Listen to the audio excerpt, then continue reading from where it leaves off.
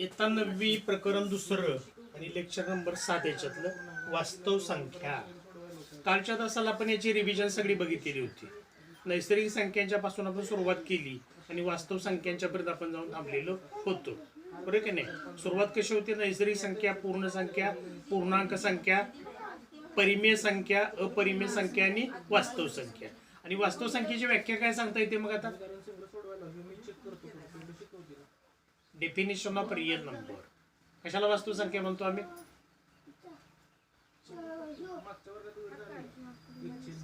हा, बरोबर आहे. परिमेय आणि अपरिमेय संख्यांचा मिळून जो संच तयार होतो त्याला काय म्हणतो? वास्तव संख्यांचा संच.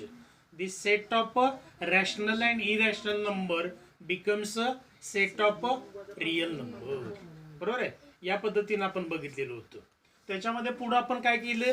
कंपॅरिझन ऑफ रियल नंबर हा पण भाग आपण बघितला होता. म्हणजे काय करायची? तुलना करायची. रियल नंबर मध्ये असणारी तुलना ही कशी असते हा पण भाग आपण बघितलेला होता, बरोबर आहे. आता त्याच्यामध्ये आपण बघितलेलं होतं की प्रत्येक परिमेय संख्या ही आम्हाला कशी मांडता येते? तर अखंड किंवा खंडित अशा पद्धतीच्या आवर्ती किंवा अनावर्ती अशा दशांश मांडणीमध्ये आपल्याला लिहिता येते, बरोबर आहे का.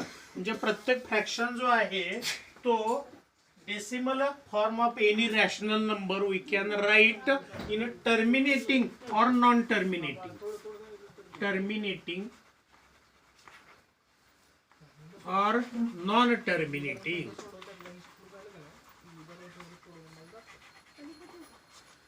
टर्मिनेटिंग म्हणजे काय? आवर्ती, म्हणजे पुन्हा पुन्हा घडणारी.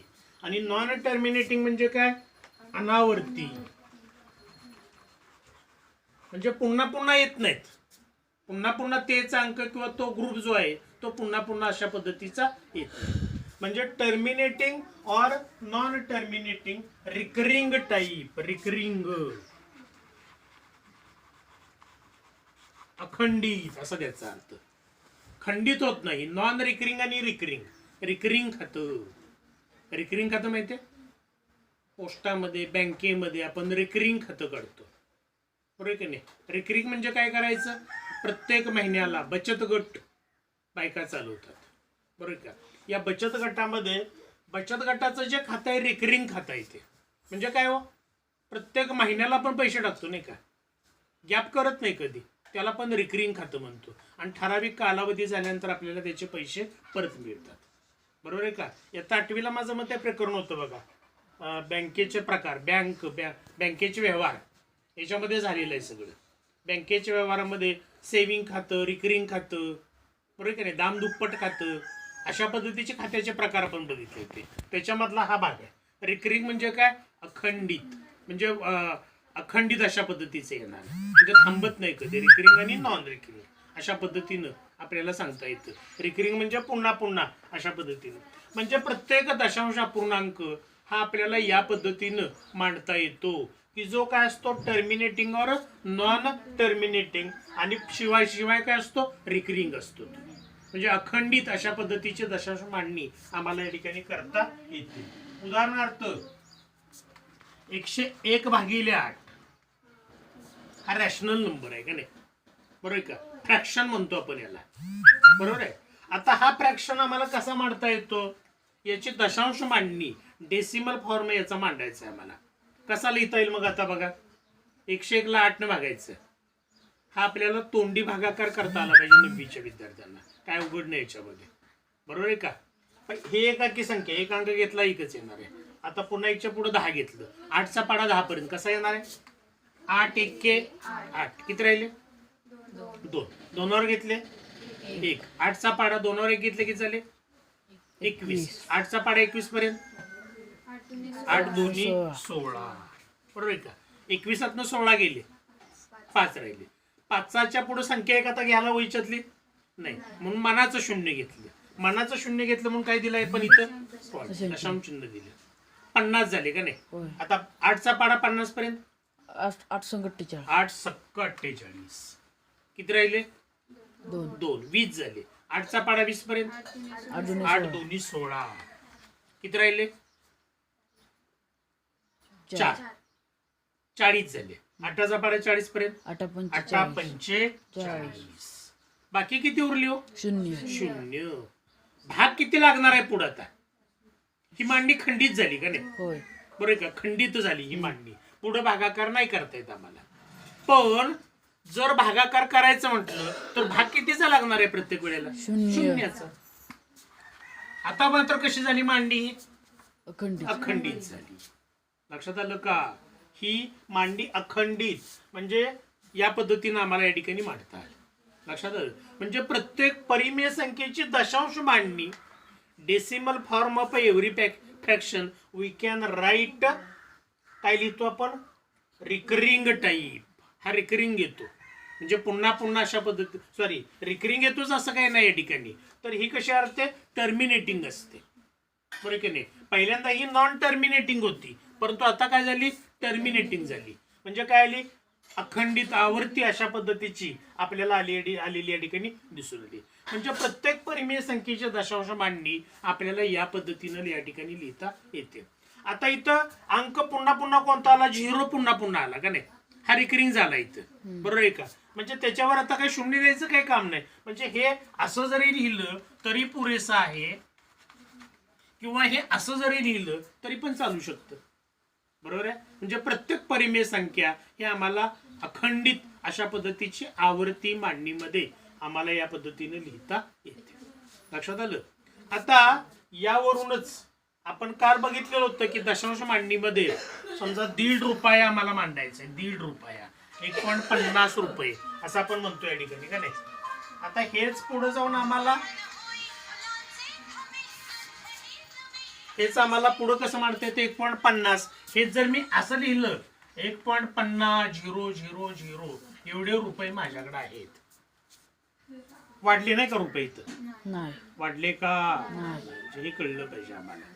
व्यवहारातला भाग आहे सगळा. त्यामुळे व्यवहार पण आम्हाला गणित शिकता शिकता आम्हाला व्यवहारातलं पण गणित आलं पाहिजे. लक्षात आलं? 0 दिल्यामुळं इथं मात्र काय होतं? ही खंडित होती दशांश मांडणी. मात्र ती काय केली आहे मी? अखंडित अशा पद्धतीची केली. त्यामुळे त्याची व्हॅल्यू कुठल्याही परिस्थितीमध्ये बदलली नाही. मी याप्रमाणे कुठलीही परिमेय संख्या आम्हाला या पद्धतीने या ठिकाणी मांडता येऊ शकते. आता उदाहरणार्थ -764 ही पण परिमेय संख्या आहे. बरोबर आहे? आता याची दशांश मांडणी आम्हाला करायची आहे. कशी दशांश मांडणी करता येईल? तोंडी नाही करता येणार नाही का? किंवा तोंडी पण करता येईल आम्हाला. बरोबर? याचं उत्तर वजा येणार आहे पहिल्यांदा. 64चा 2 अंकी संख्येने 1 अंकी संख्येला भागायचं. भाग लागला 0चा. मनाचं 0 दिलं म्हणून इथं काय दिला? दशांश चिन्ह दिलं आम्ही. पॉइंट. 64 1 64 किती राहिले हो? 6. 6 वर घेतले 0 किती झाले? 60 झाले. 64 न 60 ला भाग जातोय का? नाही. कसा? कितीचा भाग लागला? 0चा भाग लागला. 700 झाले. आता 64 न त्याला भागायचंय. बघा का साधारणपणे किती?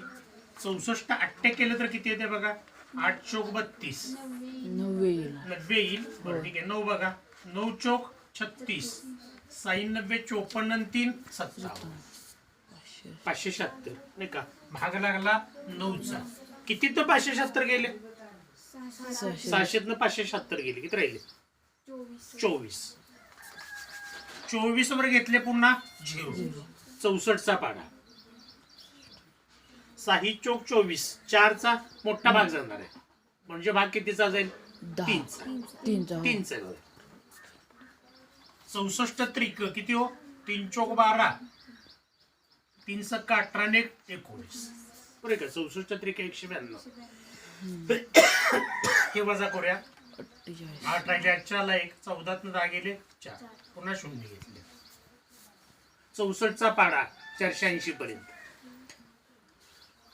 6 8 48 8 न भाग गेला तर काय होणार आहे? मोठी संख्या येणार आहे. म्हणजे कितीचा भाग जाणार आहे? 7चा भाग लागला. 64ला 7 न गुणलं तर 7 चोक 28 2 आजचे आले. 7 सकून 42 आणि 2 44. किती राहिले 2, 4ला 1, 8तनं 5 गेले 3, 0. याच्यावर घेतले पुन्हा 0. 64चा पाडा 320 पर्यंत 320 पर्यंत किती येणार आहे? 6 6 36 येते का नाही? 6 पंचे 30 बघा येते का बरोबर? 64 पंचे 5 चौक 20 5 सक 30 आणि 2 32 भाग गेला का नाही पूर्ण? होय. आता ही दशांश मांडणी जी आली ती कशी आली हो? खंडित आली. आपण थांबणार आहे इथं. बाकी शून्य आली याची. पुन्हा भाग शून्याचाच लागत जाणार आहे नाही का? भाग लावायची गरज आहे का? नाही. म्हणजे हे आम्हाला पुढे शून्य लिहिलं तरी पण चालू शकतं. अशी कुठली पण परिमेय संख्या घेतली आणि त्याची दशांश मांडणी जर बघितली तर ती खंडित असेल किंवा अखंडित. खंडित असलेली आम्हाला अखंडित मध्ये आपल्याला या पद्धतीनं लिहिता येऊ शकते. लक्षात आलं? आता पुढे आपल्याला काय करायचंय तर ही जी अखंड आवर्ती दशांश रूपातील हे अखंड आवर्ती दशांश रूपातील मांडणी जे आहे त्याचं रूप आम्हाला परिमेय संख्येमध्ये करायचं आहे. म्हणजे परिमेय संख्येच्या रूपामध्ये आम्हाला मांडायचं आहे. बघा आता याच्यासाठी उदाहरण काय विचारलं जाऊ शकतं? 0.777 हा आवर्ती दशांश अपूर्णांक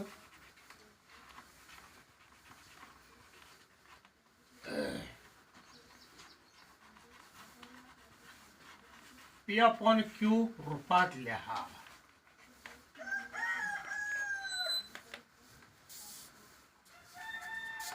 Express the decimal fraction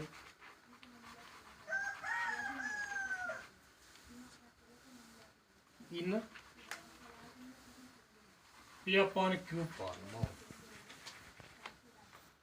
बघा 2 किंवा 3 मार्काला उदाहरण या पद्धतीचे विचारलं जाऊ शकतं. लक्षात आलं? चाचणीला सामायिक परीक्षेला उदाहरण असू शकते.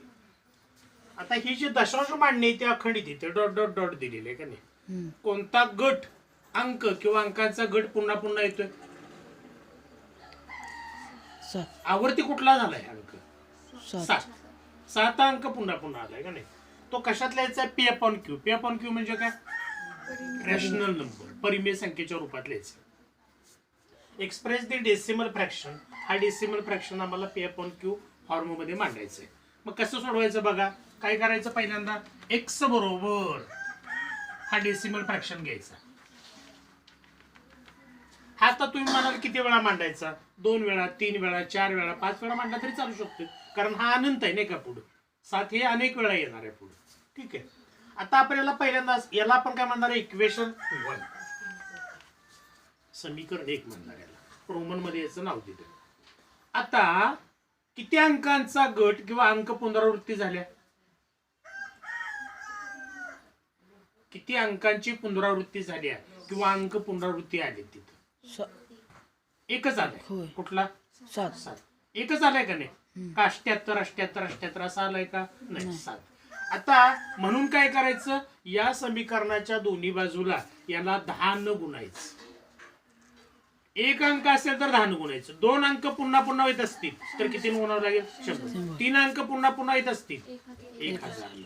कळलं? म्हणजे त्या प्रमाणात पुढे वाढवायचं. म्हणून इथं काय म्हणणार आहे मी? समीकरण 1 ला 10 ने गुणू मल्टिप्लाय इक्वेशन 1 बाय 10. आता 10 न गुणायचं म्हणजे इकडे पण 10 इकडे पण 10. मग काय होणार आहे? 10x बरोबर. आता इकडे लक्ष द्या. याला 10 न गुणायचंय का नाही? बघा कसं येणार आहे? 0.777 त्याला गुणिले 10. आता 10 न 100 न 1000 न गुणताना हा गुणाकार प्रत्यक्ष करावा लागतो का? नाही. फक्त दशांश चिन्ह बदलायचे. काय होणार आहे? 10 न गुणताना एक घर कोणीकडे जाणार आहे? उजवीकडे. आणि भागाकार करताना डावीकडे. कमी होतं का नाही? भागाकार करताना दिलेल्या संख्येपेक्षा उत्तर कमी येतं आणि गुणाकार करताना उत्तर वाढतं. मग हे दशांश चिन्ह इथलं कुठं जाणार आहे? इथं. म्हणजे काय येणार आहे? 7.77 पुढे डॉट डॉट डॉट. कळलं? जेवढ्या शून्य आहेत तेवढी घरं उजवीकडे, तेवढी घरं डावीकडे. गुणाकार करताना तेवढी घरं उजवीकडे, तेवढी घरं डावीकडे. मग याला 10 न गुणल्यावर काय होईल? 7.77 डॉट डॉट डॉट. समजलं?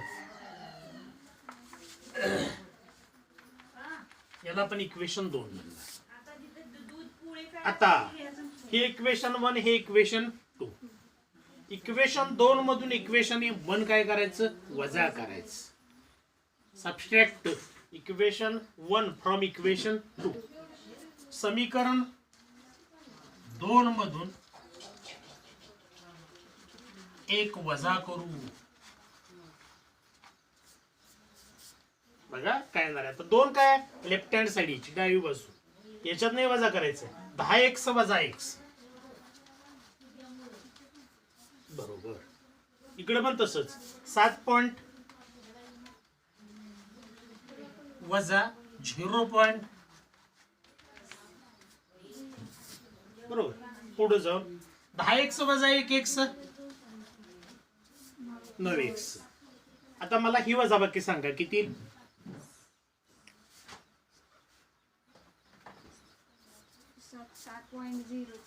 7.0 येईल. कशी हो? 7.77. बघा गोंधळ कसा होतो आपला. वजा 0.77 किंवा हे अशा पद्धतीने काय पण असू शकेल. इथं डॉट डॉट डॉट आहेत का नाही? याचा अर्थ इथं किती असलं पाहिजे? 7च. इथं डॉट डॉट आहेत म्हणजे 7च असलं पाहिजे. आता बघा वजाबाकी बेरीज करताना दशांश चिन्हाच्या खाली दशांश चिन्ह लिहावं लागतं आपल्याला.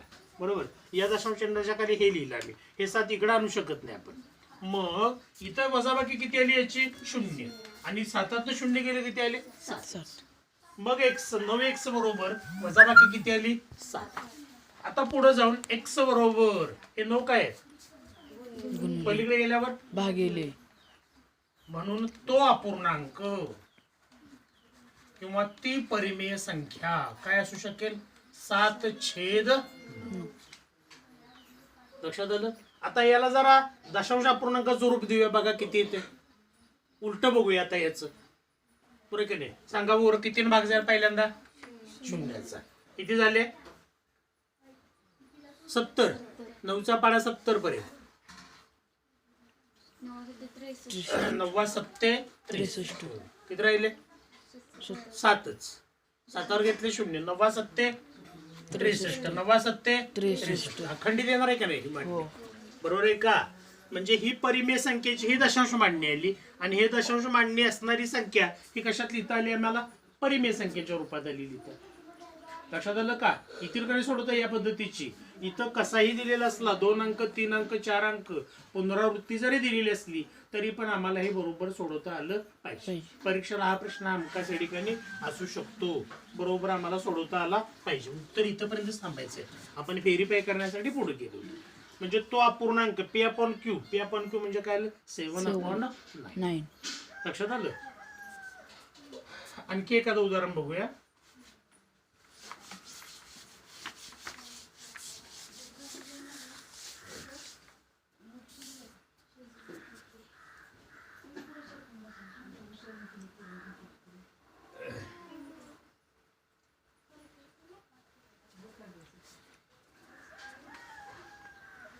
$2.514 हा आवर्ती दशांश अपूर्णांक P/Q रूपात लिहा. हे एक उदाहरण समजा घेतलं. Express the decimal form 2.514 in P/Q form. सांगा गुरु कसं सोडवणार? आता काय करायचं? पहिल्यांदा x बरोबर हे मानावं लागेल. x बरोबर 2.514 याच्यावर आडवी रेघ. आता आडवी रेघ याचा अर्थ काय हो? तोच गट परत येणार. गट म्हणजे कोणता गट? म्हणजे याच्या पुढे किती असलं पाहिजे? 514. म्हणजे आडवी रेष न देता आम्हाला हे असंच लिहिता येईल नाही का? होय. आणि पुढे डॉट डॉट डॉट मांडता येईल. ठीक आहे. दोन संख्या असल्या त्याच्यावर आडवी रेघ म्हणजे तेवढ्या 2 अंकांचाच पुन्हा गट येणार आहे. याला इक्वेशन किती म्हणणार आहे आम्ही? आता बोला काय करणार? आता काय करणार सांगा? 10 गुणायचं 1000 1000 गुणायचं. काय 1000 गुणायचं? दशांश चिन्हाच्या पुढे 3 संख्या आहेत बरोबर काय. दशांश चिन्हाच्या पुढे 3 अंक आहेत. म्हणून समीकरण 1,00,000 किती न 1000 ने गुणू. बरोबर आहे. 1000 न मल्टिप्लाय इक्वेशन 1 बाय 1000. 1 न गुणल्यावर काय येईल इकडं? किती येणार आहे? याला 1000 न गुणलं काय येणार आहे? 1000x बरोबर आहे. 1000x बरोबर. याला 1000 न गुणलं आता सांगा किती? 2514.000.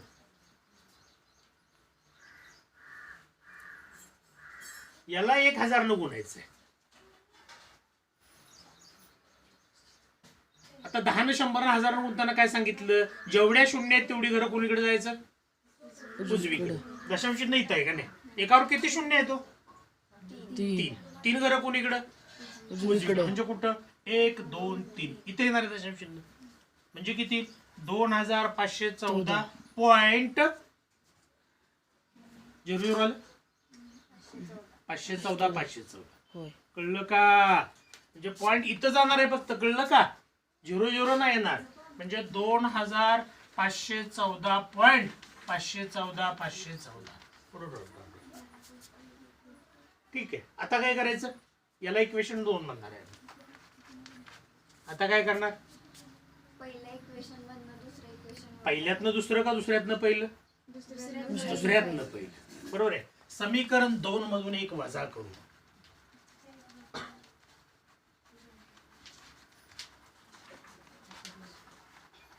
सांगा कसं येणार आहे? 1000x वजा x बरोबर 2514.514. आता इथं आडवी रेख दिली तरी चालेल बरं का. आता इथं याच्या खाली मी मांडतो वजाबाकी करायला. वजा किती हो? 2 पॉइंट. कसं लिहिलं बघा बरोबर ना. दशांश चिन्हाच्या खाली दशांश चिन्ह. 514 त्याच्यावर आडवी रेख बरोबर का. 1000x वजा 1x किती? 999. बरोबर. ही वजाबाकी करूया. इथं दशांश चिन्हाच्या पुढे काय येणार आहे? याच्यातनं हे गेले किती आले? 0. 2514 वजा 2 12.00. आता पुढे जाऊन म्हणून 999x बरोबर 0.00 ला काय अर्थ आहे का? नाही. 2512 एवढंच लिहिणार आम्ही. आणि म्हणून मग x बरोबर 2512. हे 999 इकडे काय आहेत? इकडे काय होते? इकडे गेल्यावर काय झाले? म्हणजे हे दशांश रूपात असणारा अंक ही संख्या आम्हाला या पद्धतीने मांडता आली का? कुठला फॉर्म्युला हा? P/Q. कुठलं पण उदाहरण सोडवता येईल का नाही? 2 किंवा 3 मार्काला प्रश्न असला तरी पण आम्हाला हा सोडवता आला पाहिजे. फक्त इथं गोंधळ करायचा नाही. जो अंक गट पुन्हा येतोय त्याच्यावर तिरकी रेघ मारायची. इथं 0च येणार आहे तर इथं तुम्ही गोंधळ करत बसता. वजाबाकीमध्ये गोंधळ होतो फक्त मुलांचा. लक्षात आलं? हे बरोबर आम्हाला कळलं पाहिजे. ठीक आहे. पुढं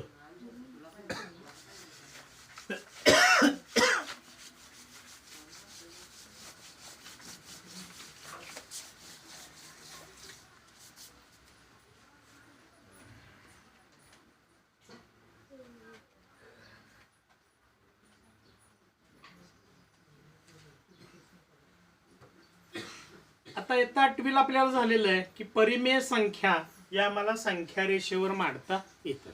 कुठली पण परिमेय संख्या असू दे ते आम्हाला परिमेय संख्या संख्या रेषेवर या ठिकाणी दाखवता येते. Every rational number we can denote on a number line.